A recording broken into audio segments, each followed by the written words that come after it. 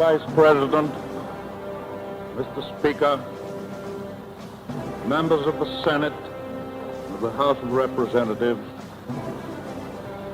yesterday, December 7th, 1941, a date which will live in infamy. The United States of America was suddenly and deliberately attacked by naval and air forces of the Empire of Japan. The United States was at peace with that nation, and at solicitation of Japan, still in conversation with its government and its emperor, looking toward the maintenance of peace in the Pacific. Indeed, 1 hour after Japanese air squadrons had commenced bombing in the American island of Oahu, the Japanese ambassador to the United States and his colleague delivered to our Secretary of State a formal reply to a recent American message. And while this reply stated that it seemed useless to continue the existing diplomatic negotiations, it contained no threat or hint of war or of armed attack.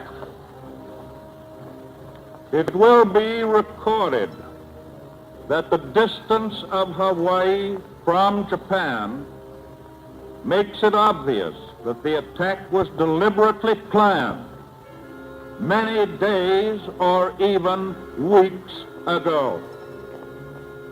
During the intervening time, the Japanese government has deliberately sought to deceive the United States by false statements and expressions of hope for continued peace.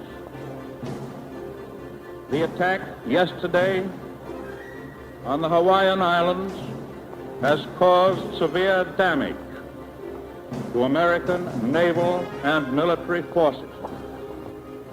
I regret to tell you that very many American lives have been lost. In addition, American ships have been reported torpedoed on the high seas between San Francisco and Honolulu. Yesterday, the Japanese government also launched an attack against Malaya. Last night, Japanese forces attacked Hong Kong.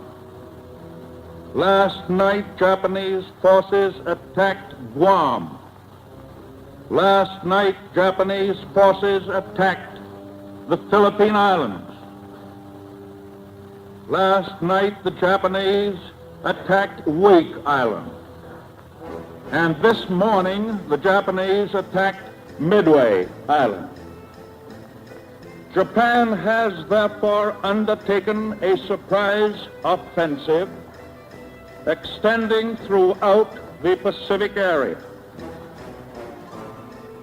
The facts of yesterday and today speak for themselves. The people of the United States have already formed their opinions and well understand the implications to the very life and safety of our nation. As Commander-in-Chief of the Army and Navy, I have directed that all measures be taken for our defense, but always will our whole nation remember the character of the onslaught against us.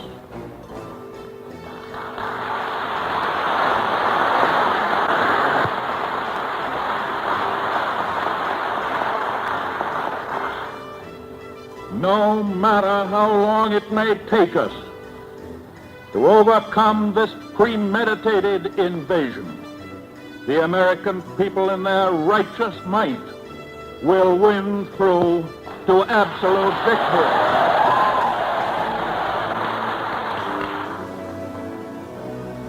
I believe that I interpret the will of the Congress and of the people when I assert that we will not only defend ourselves to the uttermost, but will make it very certain that this form of treachery shall never again endanger us.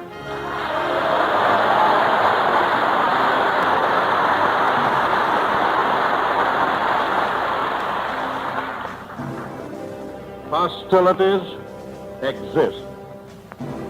There is no blinking at the fact that our people, our territory, and our interests are in grave danger.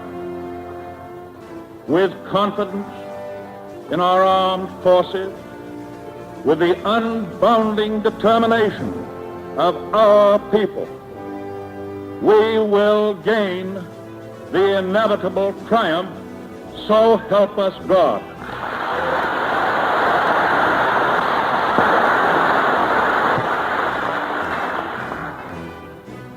I ask that the Congress declare that since the unprovoked and dastardly attack by Japan on Sunday, December 7th, 1941, a state of war has existed between the United States and the Japanese Empire.